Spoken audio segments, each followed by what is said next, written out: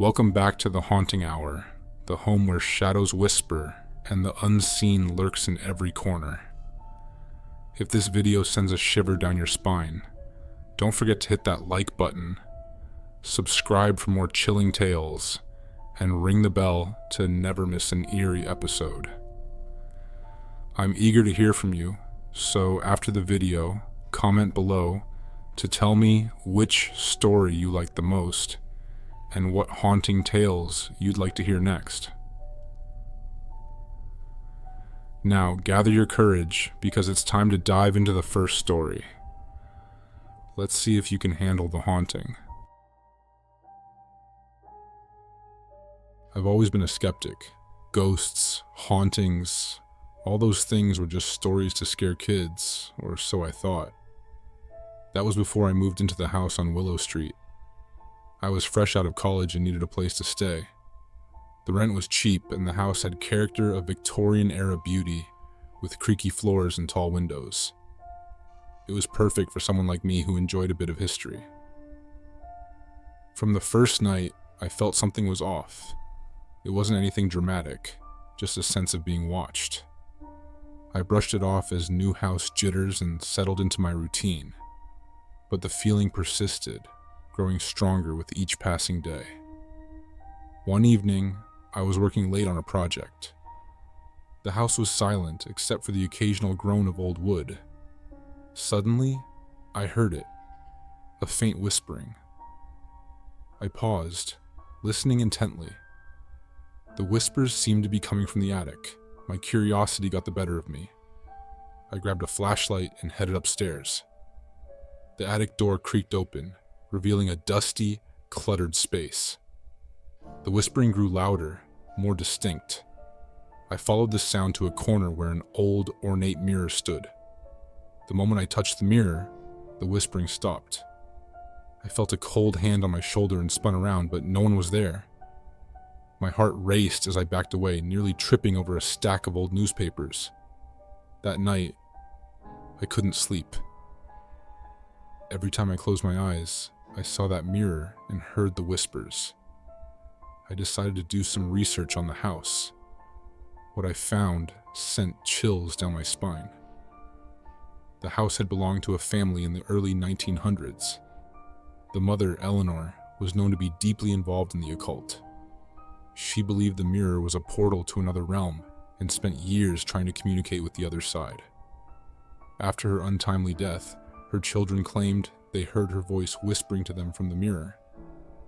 Determined to get to the bottom of this, I returned to the attic the next night. This time, I brought a voice recorder and a notepad. As I stood before the mirror, I asked, "Eleanor, are you here?" The temperature dropped suddenly, and the whispering resumed. I could make out the words this time. "Help me." I pressed for more information, but the whispers only repeated the same plea. Desperate to help, I consulted with a local historian who specialized in the paranormal.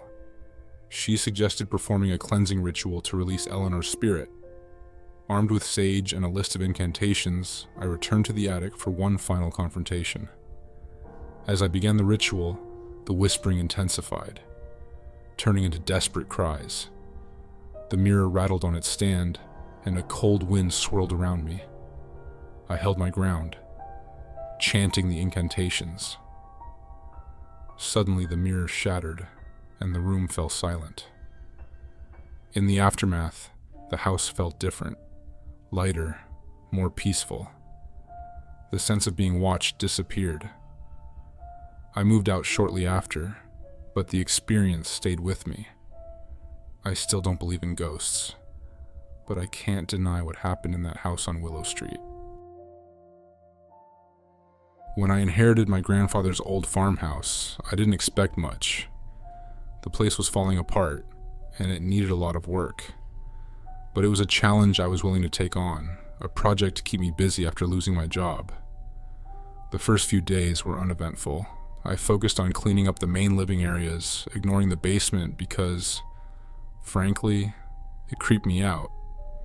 My grandfather always warned me to stay away from it when I was a kid, saying it was off limits.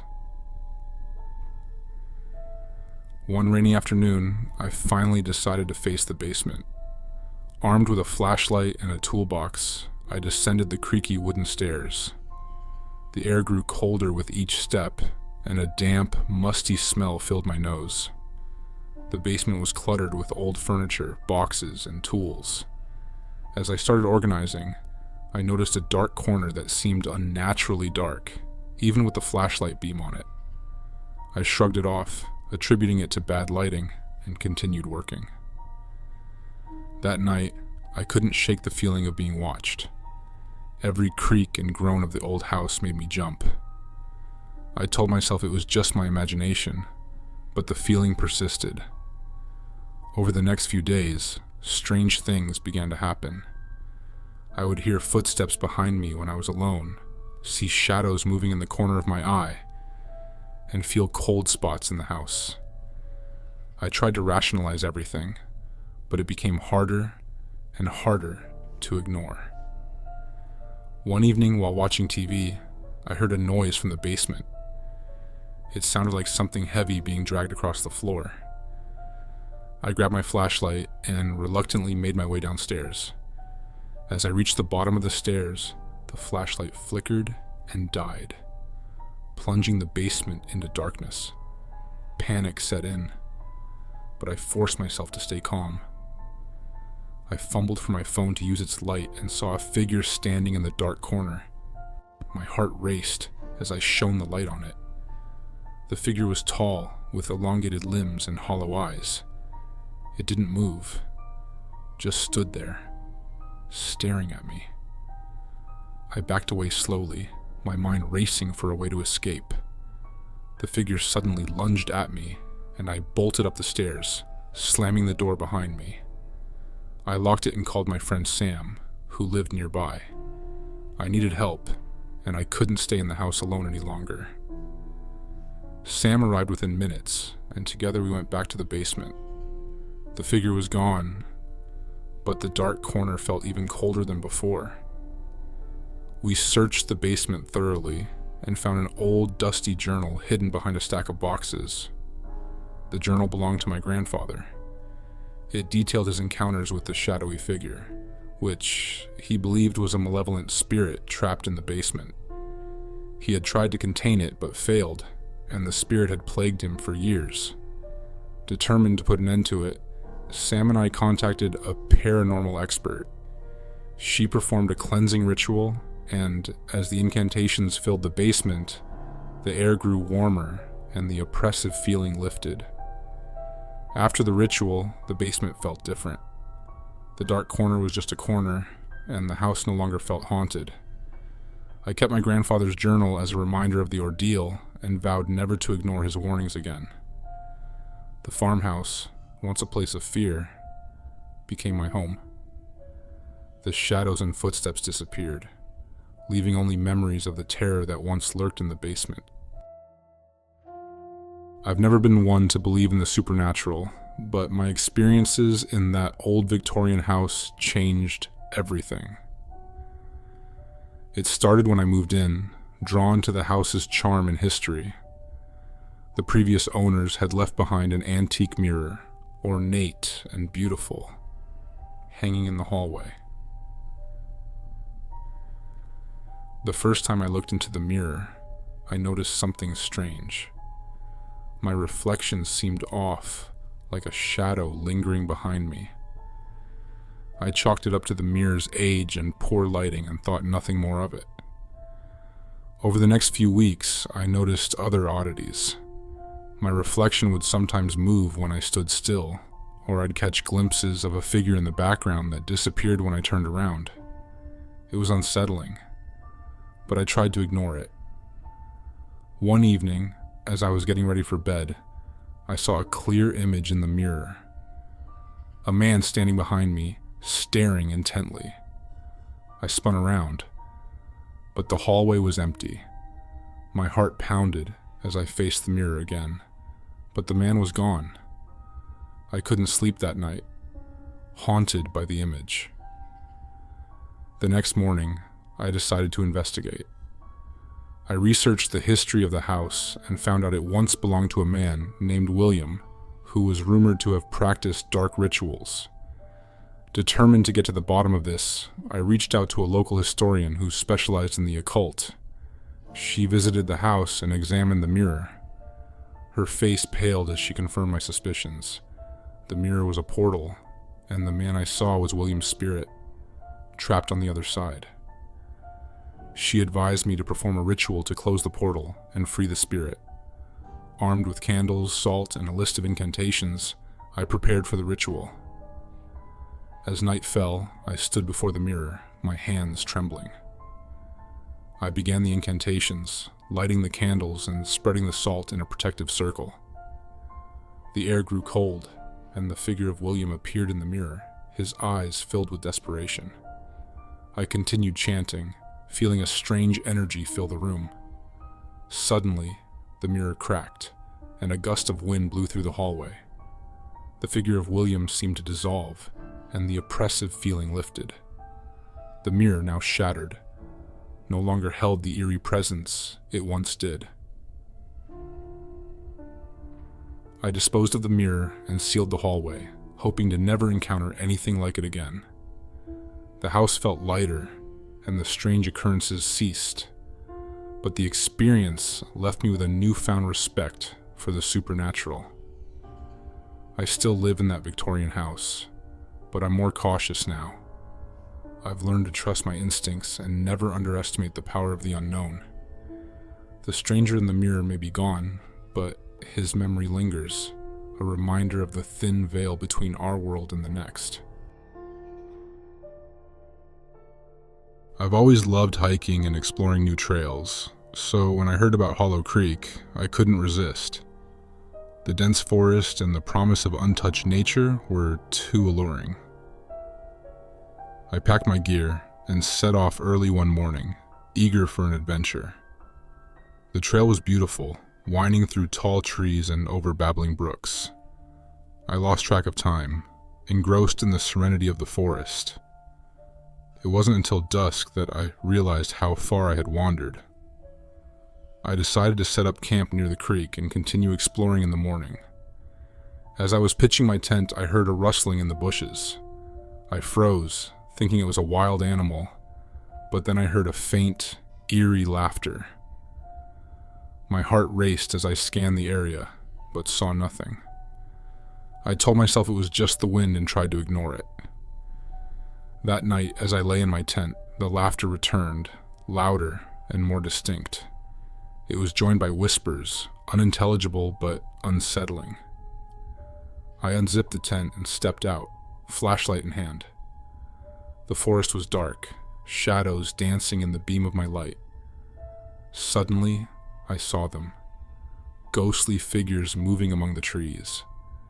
They seemed to be children, playing and laughing, but their faces were pale and their eyes empty.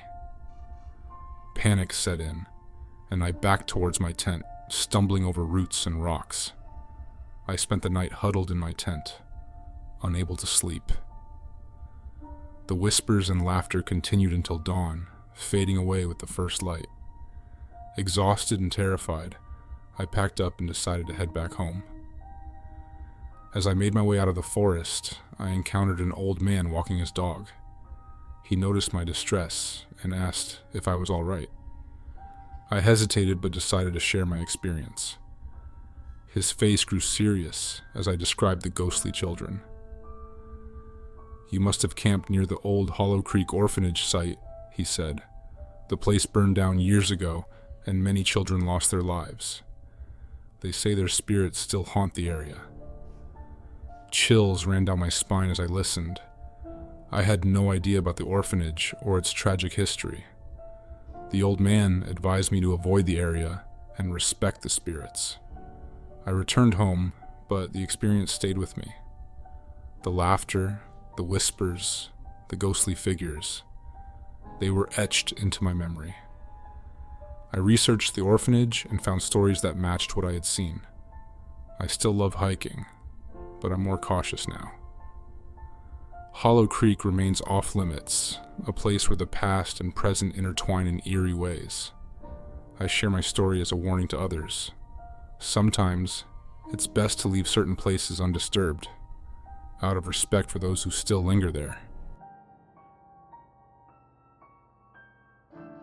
I was driving home late one night after a long shift at the diner. The road was empty, and the only sound was the hum of my engine. I enjoyed the solitude, the peacefulness of the open road. That was until I saw her. She was standing by the side of the road, her thumb outstretched, a look of desperation on her face. I hesitated, but something about her seemed different from other hitchhikers. I pulled over and rolled down my window. "Need a ride?" I asked. She nodded, her eyes wide and grateful. She climbed into the passenger seat, shivering slightly. I noticed she was dressed in an old-fashioned dress, like something out of the 1950s. "Where are you headed?" I asked. "Just up the road," she replied, her voice soft and melodic. "Thank you so much." We drove in silence for a while. She didn't offer much conversation, and I didn't press her. But as we approached a bridge, she suddenly became agitated. "Stop the car!" she cried. "I need to get out here." I pulled over, confused. She got out quickly, thanking me again before hurrying towards the bridge. I watched her go, puzzled by her urgency. As she disappeared into the darkness, I decided to turn back and see if she was all right. When I reached the bridge, she was gone. I got out and looked around, calling out, but there was no sign of her. Baffled, I continued home, the encounter lingering in my mind. The next day, I mentioned the incident to a coworker. His face paled as I described the hitchhiker and the bridge. "That sounds like the story of Mary," he said. "She was a local girl who died in a car accident on that bridge in the 1950s. People say her spirit still haunts the area, looking for a ride home." A chill ran down my spine. I couldn't believe what I was hearing. I had always been a skeptic, but my encounter felt too real to dismiss as a mere ghost story. Determined to learn more, I visited the local library and found articles about the accident. Mary had been a young woman who tragically died on that very bridge. Her story was eerily similar to what I had experienced. I drove by the bridge a few more times, hoping to see her again, to find some explanation, but she never appeared. The vanishing hitchhiker remained a mystery, a haunting reminder of the thin line between the living and the dead. Now, every time I drive that road, I keep an eye out for Mary, half expecting to see her standing there, waiting for a ride. The experience changed me, made me more aware of the unknown, and the possibility that some spirits never truly leave. How are the places they once called home? I was excited to start my new job as a night guard at the old museum. It was a quiet gig, perfect for someone like me who enjoyed solitude. The museum was filled with artifacts and exhibits from around the world, each with its own history and mystery. The first few nights were uneventful. I made my rounds, checking the exhibits and ensuring everything was secure. The only unsettling thing was a room on the third floor, a room with no windows. It was used for storage, filled with old furniture and crates. The air inside was thick and heavy, and I always felt a chill when I entered. One night, as I was doing my rounds, I heard a noise coming from the windowless room. It sounded like someone whispering. My heart pounded as I approached the door. I listened closely and heard the whispers again, more distinct this time. I opened the door and shone my flashlight inside. The room was empty, but the whispers continued, growing louder. I stepped inside, trying to pinpoint the source. The whispers seemed to come from a large old wardrobe in the corner. I hesitated, then opened the wardrobe. It was filled with dusty clothes and old books, but nothing that could explain the whispers. Suddenly, the door slammed shut behind me, plunging the room into darkness. Panic set in as I fumbled for the light switch. When the lights flickered on, I saw a figure standing by the door. A woman in an old-fashioned dress, her face pale and eyes hollow. She looked at me with a sorrowful expression, her lips moving as she whispered. I couldn't make out her words, but her presence was overwhelming. I backed away, my heart racing. The woman's figure started to fade, and the room grew colder. Just as quickly as she had appeared, she was gone. Shaken, I left the room and locked the door behind me. I spent the rest of my shift in the security office, trying to make sense of what I had seen. The next day, I asked my supervisor about the room. He told me that the room had a dark history. It was once used as a makeshift hospital during a flu epidemic in the early 1900s. Many patients died in that room, and it was said that their spirits still lingered, unable to find peace. Determined to help, I contacted a paranormal investigator. She agreed to visit the museum and conduct a seance. That night, we gathered in the windowless room, hoping to communicate with the spirits. As the seance began, the room grew cold, and the whispers returned. The investigator called out to the spirits, asking them to reveal themselves.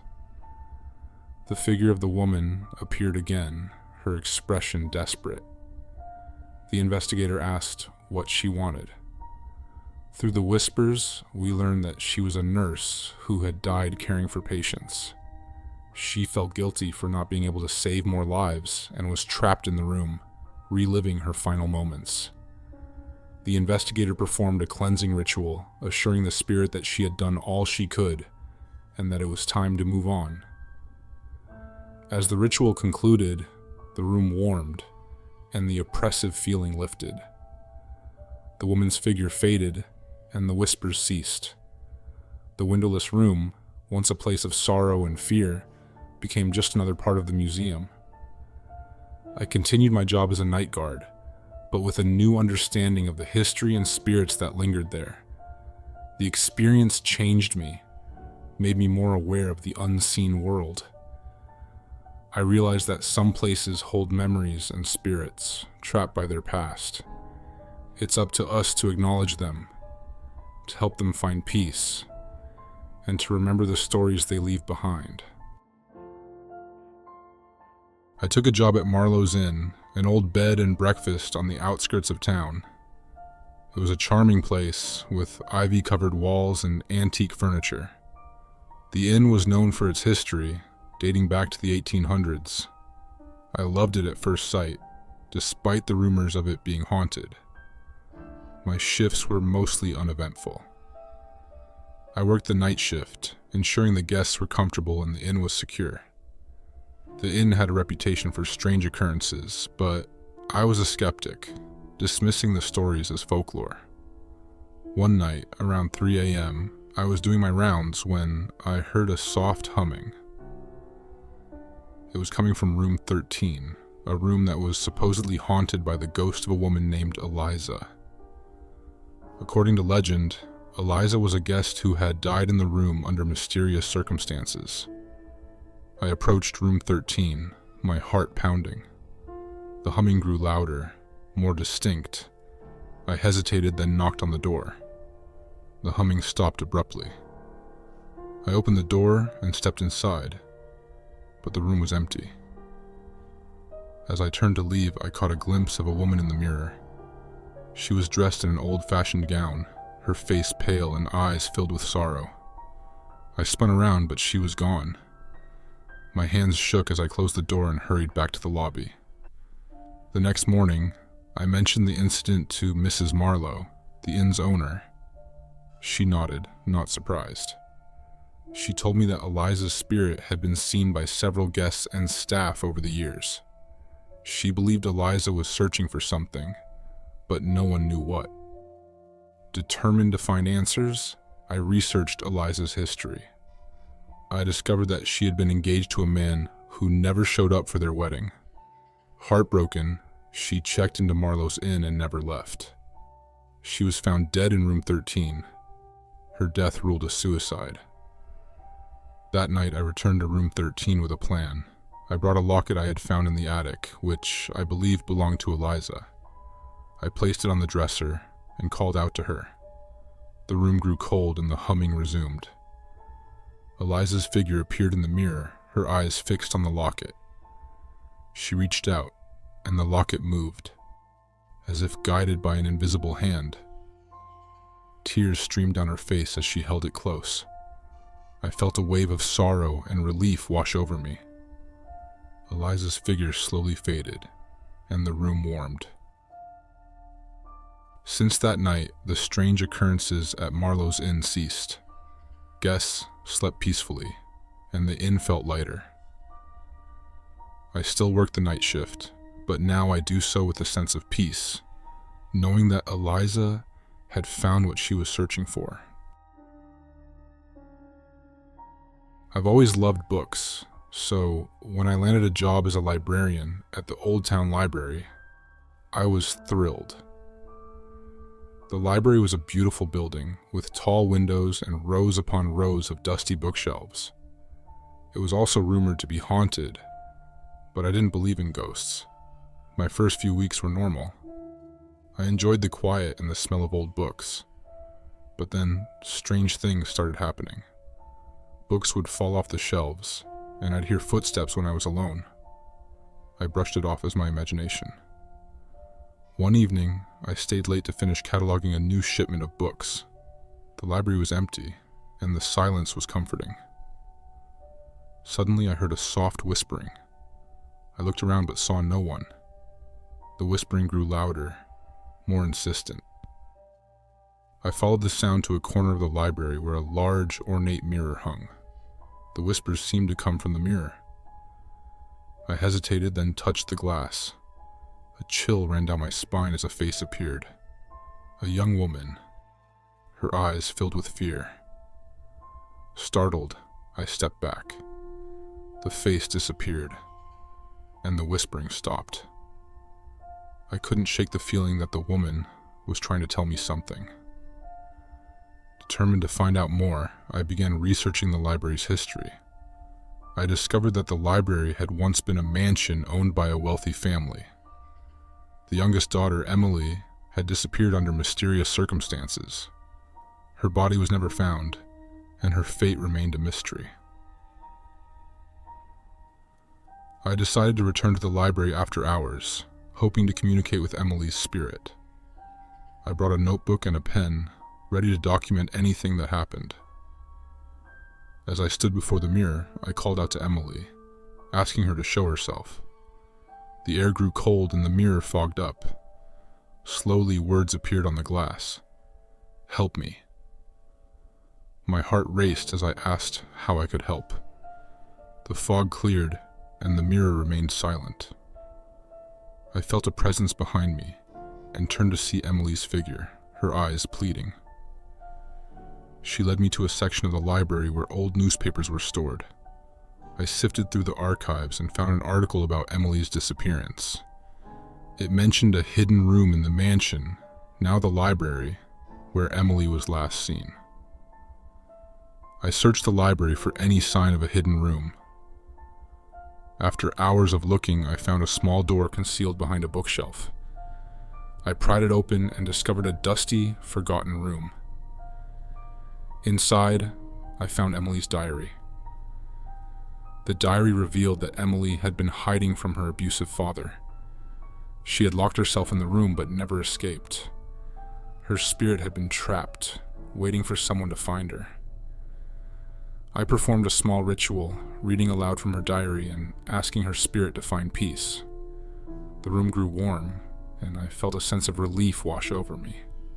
Emily's figure appeared one last time, smiling gratefully before fading away. Since that night, the library has been quiet. The strange occurrences stopped, and the building felt lighter. I still work there, but now I do so with a sense of purpose, knowing that I helped a lost soul find peace.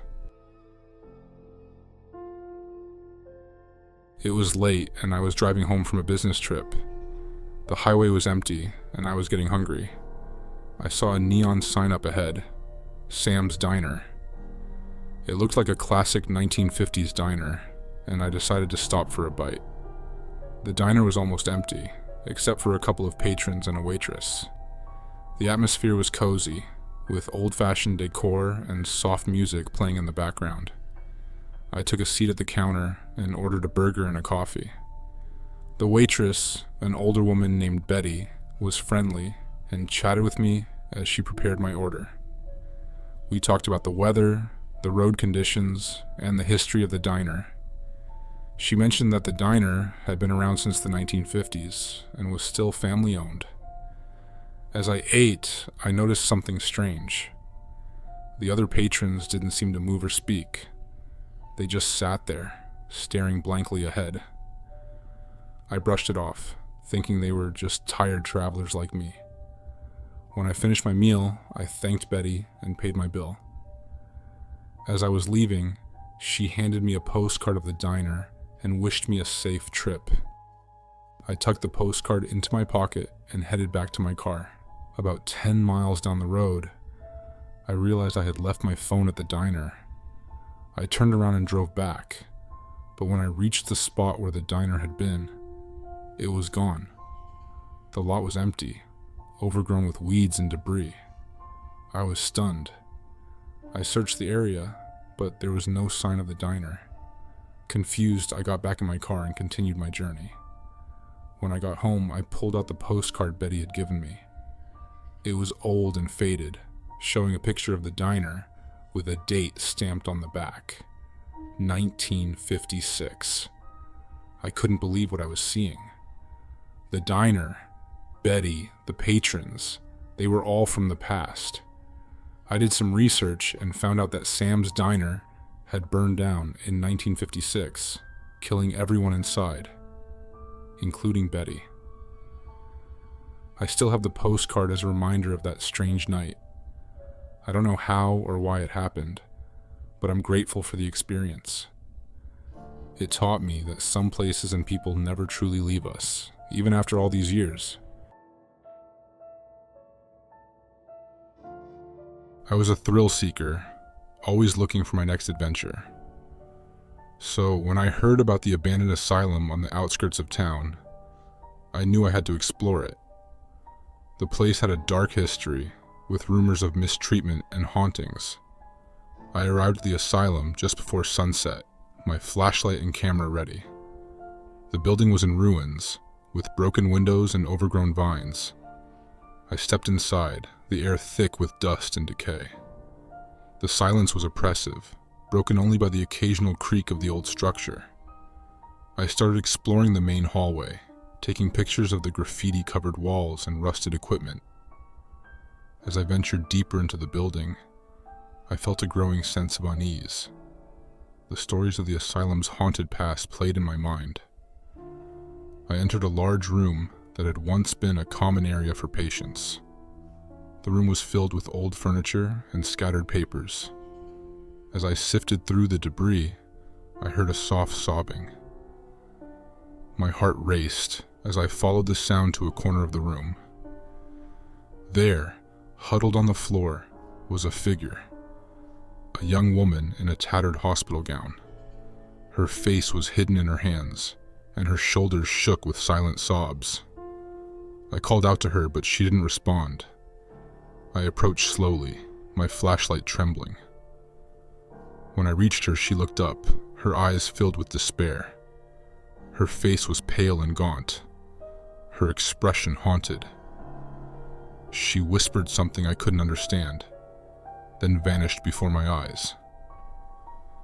I stood there, stunned and shaken. Determined to find out more, I continued my exploration. I found a file room filled with patient records. One file caught my eye. It belonged to a young woman named Sarah, who had been committed to the asylum in the 1950s. Her file detailed a tragic story of abuse and neglect, ending with her death under mysterious circumstances. I realized that the figure I had seen was Sarah's spirit. trapped in the place where she had suffered.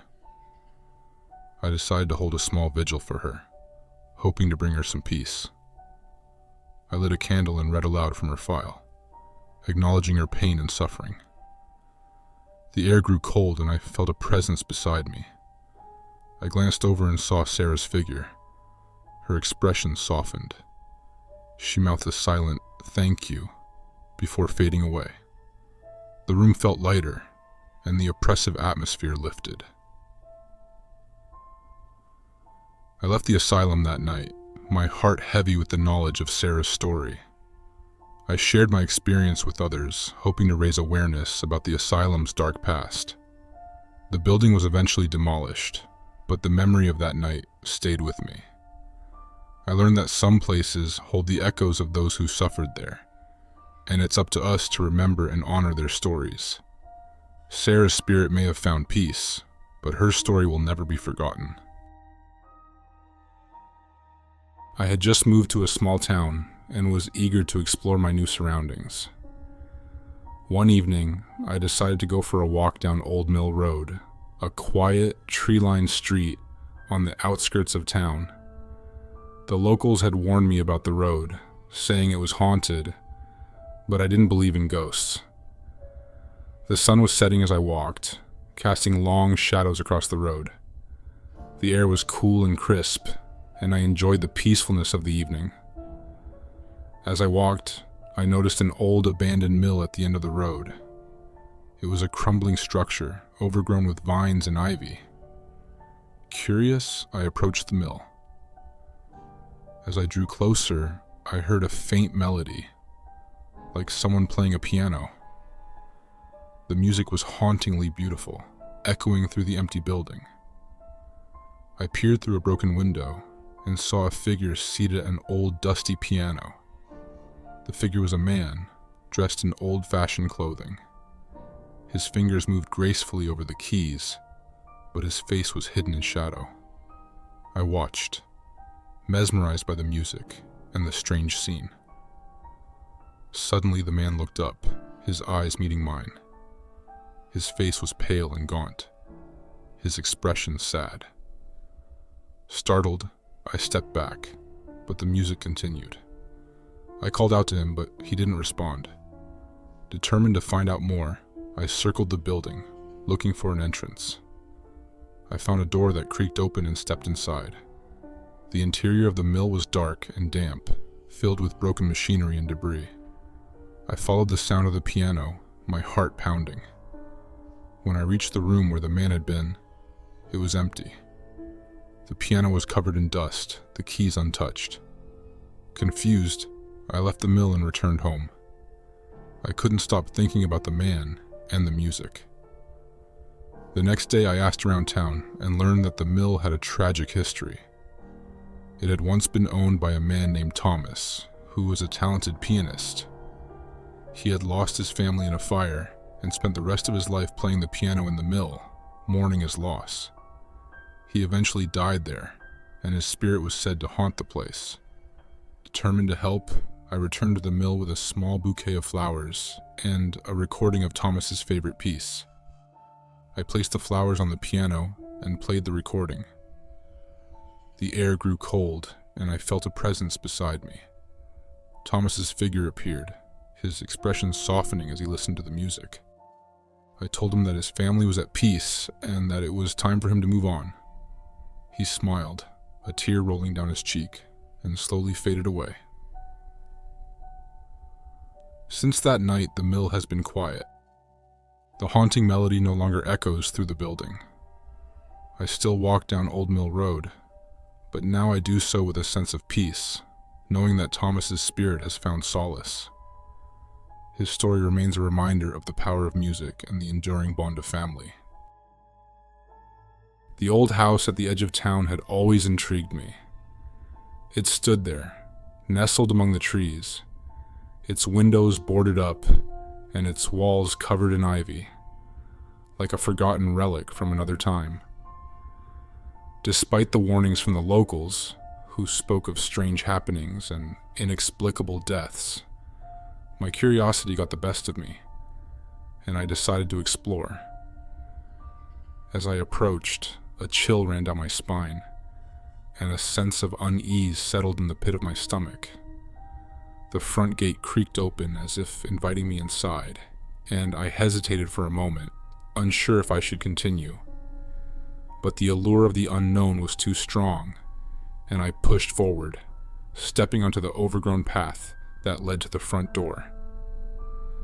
The house loomed before me, its once grand facade now weathered and worn. As I crossed the threshold, the air grew thick and oppressive, and a musty smell filled my nostrils. The interior was shrouded in darkness, save for slivers of light filtering through the boarded-up windows. I made my way through the entryway, my footsteps echoing in the empty halls. The floorboards creaked beneath me, and the walls seemed to groan with each passing moment. It was as if the house itself was alive, its very essence seeping into my bones. I wandered from room to room, each one more decrepit than the last. Furniture lay overturned, covered in dust and cobwebs, and the walls were adorned with peeling wallpaper and faded portraits. It was as if time had stood still within those walls, preserving the house in a state of perpetual decay. As night fell, I lit a candle and settled into a dusty armchair, the only piece of furniture that seemed relatively intact. I tried to push aside the unease that gnawed at the edges of my mind, convincing myself that there was a rational explanation for the eerie atmosphere. But as the hours passed, things took a sinister turn. I heard whispers in the darkness, faint at first but growing louder and more insistent. Shadows danced in the corners of my vision, and I felt a presence watching me from the shadows. I tried to leave, but the doors were locked, and the windows wouldn't budge. Panic set in as I realized I was trapped, at the mercy of whatever malevolent force inhabited that accursed house.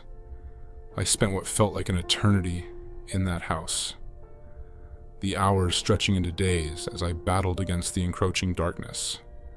I heard footsteps echoing in the empty halls, and objects moved of their own accord. It was as if the house itself was alive, a malevolent entity determined to drive me mad. But despite the horrors I witnessed, I refused to give in to despair. With each passing day, I searched for a way out, determined to escape the clutches of that haunted house.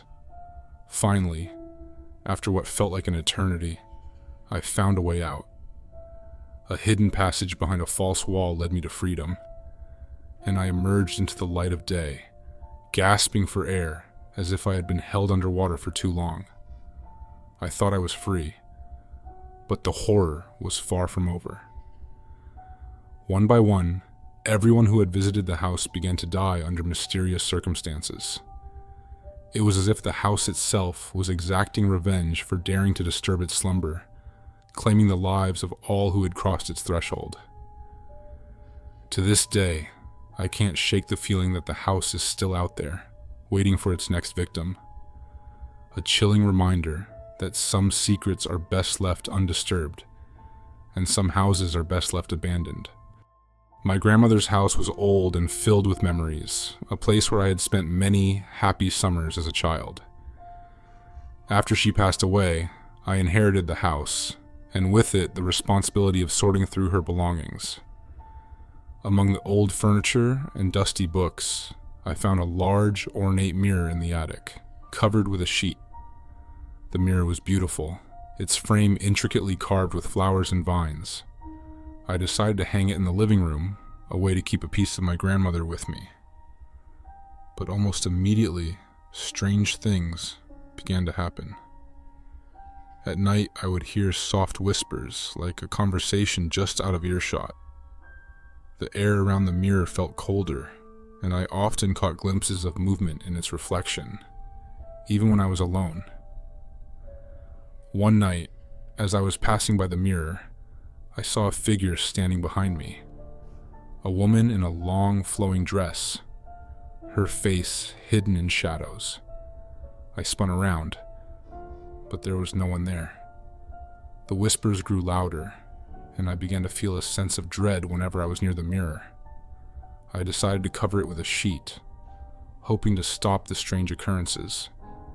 But the whispers continued, now accompanied by soft, rhythmic tapping.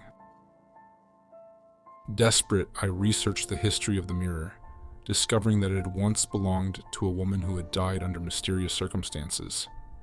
It was said that her spirit was trapped within the mirror, seeking a way to escape.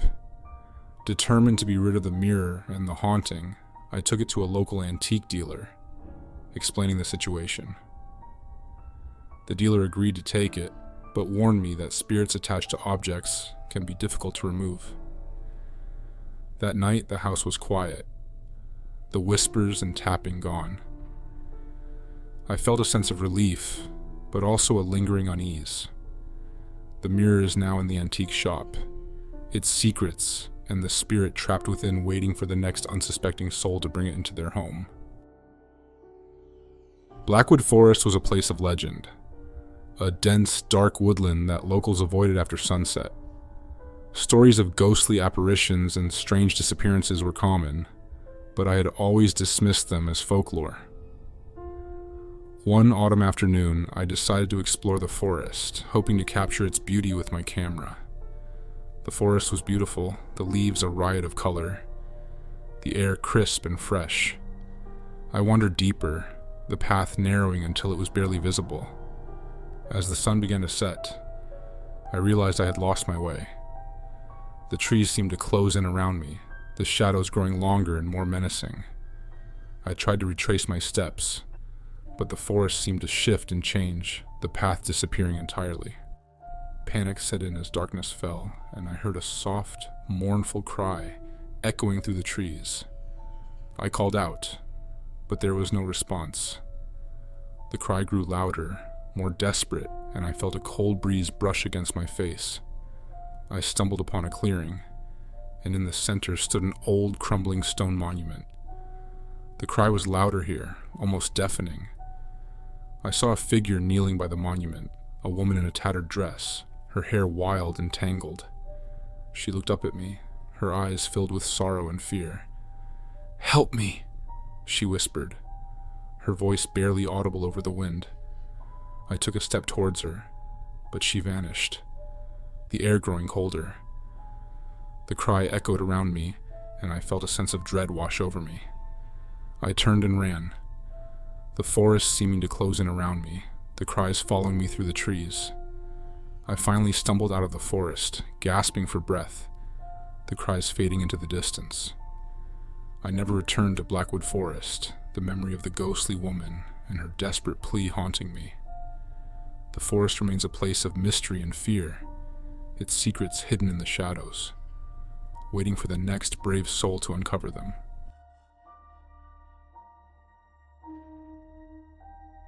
I had always been fascinated by urban exploration, the thrill of discovering forgotten places, and the history they held. So when I heard about the abandoned Riverview Asylum on the outskirts of town, I couldn't resist. Armed with a flashlight and a camera, I set out one evening, eager to see what secrets the old asylum held. The building loomed ahead, its windows broken, ivy crawling up its crumbling walls. The air was thick with decay and the scent of old rotting wood. I slipped out through a gap in the fence and made my way inside, the floorboards creaking under my feet. The interior was a maze of hallways and rooms, each more dilapidated than the last. Peeling paint hung from the walls, and old medical equipment lay scattered, covered in layers of dust. As I moved deeper into the asylum, I felt a chill in the air, a sense of being watched. I reached the old operating theater, its once sterile environment now a scene of chaos and neglect. Rusty surgical instruments lay strewn about, and a tattered surgical gown hung on a hook, swaying slightly as if moved by an unseen hand. I raised my camera, snapping pictures, when I heard it, a faint, distant sobbing. I followed the sound, my heart pounding in my chest. The sobbing led me to a door marked Patient's Ward. I pushed it open and stepped inside, the room dimly lit by the setting sun. The sobbing grew louder, coming from the far end of the ward. There, in the corner, sat a figure huddled in a hospital gown, rocking back and forth. I approached cautiously, calling out softly. The figure looked up, and I gasped. A woman, her face pale and gaunt, her eyes hollow and filled with tears. "Help me," she whispered, her voice cracking. "Please help me." I reached out a hand, but before I could touch her, she vanished, leaving only the echo of her sobs. The room grew colder, and I felt a sense of dread wash over me. I turned to leave, but the door slammed shut, trapping me inside. Panic surged through me as I banged on the door, but it wouldn't budge. The sobbing returned, louder this time, accompanied by whispers and the sound of footsteps. I backed into a corner, my flashlight flickering, casting eerie shadows on the walls. Suddenly the whispers stopped, replaced by a deafening silence. I heard a creak and looked up to see the woman standing in front of me, her eyes filled with an otherworldly light. She reached out, her cold fingers brushing against my cheek. "Why did you come here?" she asked, her voice echoing in my mind. Before I could answer, the door flew open, and a gust of wind knocked me off my feet. I scrambled to my feet and ran, the woman's voice following me, growing fainter as I fled the asylum. I never returned to Riverview Asylum, the memory of that night etched into my mind. The building remains abandoned, a place of sorrow and lost souls, its secrets buried in the shadows, waiting for the next curious explorer. Every summer, my friends and I took a road trip, exploring the back roads and small towns of America. This year, we decided to drive through the remote areas of the Southwest, seeking adventure and new experiences. The trip started off great, with beautiful landscapes and quirky roadside attractions. One evening, we found ourselves driving through a desolate stretch of highway, the sun setting behind the mountains. As darkness fell, we spotted a rundown motel, its neon sign flickering. With nowhere else to stay, we decided to spend the night. The motel was eerily quiet, the manager a strange, sullen man who barely spoke. We took our keys and headed to our rooms, the air heavy with a sense of unease. My room was small and dingy, the wallpaper peeling and the bed creaking with every movement. As I lay in bed, I heard soft whispers coming from the hallway. I opened the door and stepped outside, the hallway empty and silent. The whispers grew louder, leading me to the end of the hall. I found a door slightly ajar, light spilling out from inside. I pushed the door open and saw a figure standing by the window. A woman, her back to me, her hair long and unkempt. She turned slowly, her eyes hollow and filled with an unearthly light. I froze, my heart pounding in my chest. "Leave this place," she whispered, her voice echoing in the small room. "It's not safe." I backed away, slamming the door shut and running back to my room. I locked the door, my mind racing, the woman's warning ringing in my ears. The whispers continued through the night, and I barely slept. The next morning, I told my friends what had happened, but they dismissed it as a bad dream. We checked out and continued our journey, but the sense of unease lingered. As we drove, we passed an old abandoned house, its windows boarded up, a for sale sign leaning against the porch. The house looked familiar, and I realized it was the same as the one in the photograph I had seen in the motel. A chill ran down my spine as I remembered the woman's warning. We decided to keep driving, eager to leave the eerie place behind. But the memory of the motel and the woman's hollow eyes haunted me. I researched the area and discovered that the motel had a dark history, with several guests disappearing over the years. The abandoned house had belonged to the motel's original owner, who had vanished under mysterious circumstances. The road trip that was supposed to be an adventure became a journey into the unknown, the shadows of the past following us. The motel and the house stand as reminders of the eerie events, their secrets hidden in the dark, waiting for the next traveler to uncover them. Growing up, I often visited my grandparents' farm, a sprawling property surrounded by dense woods. The farm was a place of wonder for me, with its open fields, rustic barns, and the mysterious forest that bordered the land. My grandparents always warned me not to go too deep into the woods, telling stories of people who had gone in and never returned. As a teenager, my curiosity got the better of me. One summer evening, I decided to explore the forest, eager to see what secrets it held. I set off with a flashlight and a sense of adventure, the trees casting long shadows in the fading light. The deeper I went, the thicker the forest became, the air growing colder and more oppressive. I heard whispers all around me, soft and indistinct, like voices carried by the wind. I tried to follow the path, but it seemed to twist and turn, leading me deeper into the woods. I came across a clearing, the whispers growing louder. In the center stood an old, gnarled tree, its branches reaching out like skeletal fingers. At the base of the tree was a small, weathered stone, partially covered in moss. I brushed the moss away, revealing an inscription. To those who listen, beware. A chill ran down my spine as the whispers grew louder, more insistent. I felt a presence behind me, and turned to see a figure standing at the edge of the clearing. A woman, her eyes glowing with an unnatural light. "Why did you come here?"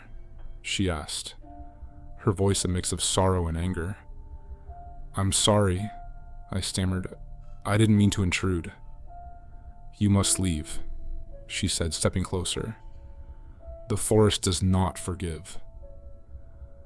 I backed away, the whispers becoming deafening, the air thick with dread. I turned and ran, the woman's voice echoing in my ears, the trees seeming to close in around me. I stumbled and fell, the flashlight slipping from my grasp. In the darkness, I heard footsteps approaching, the whispers now a cacophony of voices. Desperate, I scrambled to my feet and ran, the forest a blur around me. I burst through the trees and into the open field, the whispers fading behind me. I didn't stop until I reached the farmhouse, my heart pounding in my chest. I told my grandparents what had happened, and they looked at me with a mix of concern and relief. They explained that the forest was said to be haunted by the spirits of those who had lost their way, trapped forever by the whispering trees. I never ventured into the woods again, the memory of that night a constant reminder of the forest's eerie power. The farm remains a place of wonder, but the forest holds its secrets, the whispers waiting for the next curious soul to heed their call. I had always been fascinated by trains, the romance and adventure of the rails calling to me. So when I heard about an old abandoned railway line that ran through the countryside, I decided to explore it.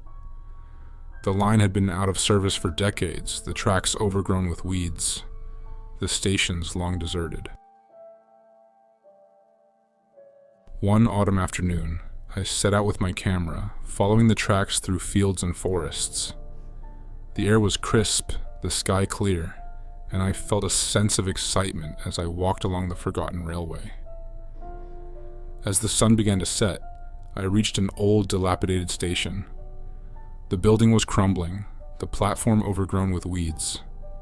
I wandered around, taking pictures, the silence of the place eerie and unsettling. I was about to leave when I heard a distant whistle, the sound of a train approaching. I turned, expecting to see a train, but the tracks were empty. The whistle grew louder, followed by the rumble of wheels on the tracks.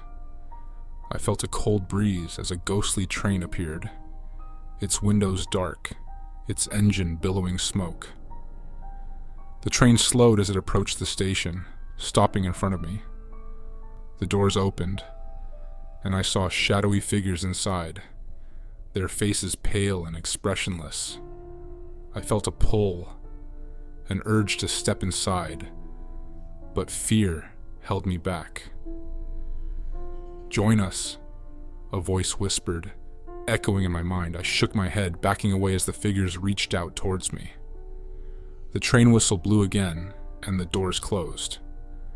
The train began to move, slowly at first, then picking up speed as it disappeared down the tracks, the sound of its wheels fading into the distance. I stood there, my heart pounding, the air growing still and silent.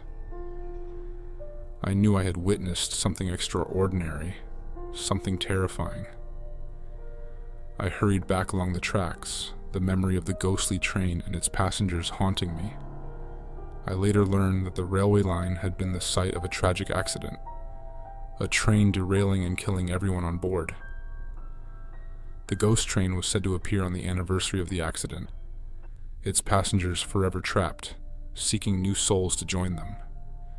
The old railway line remains abandoned, its secrets hidden in the overgrown tracks and deserted stations. The ghost train rides the rails, a haunting reminder of the past, waiting for the next traveler to witness its eerie journey. Growing up in a small rural town, the legend of the old witch's cottage deep in the forest was a story every child knew.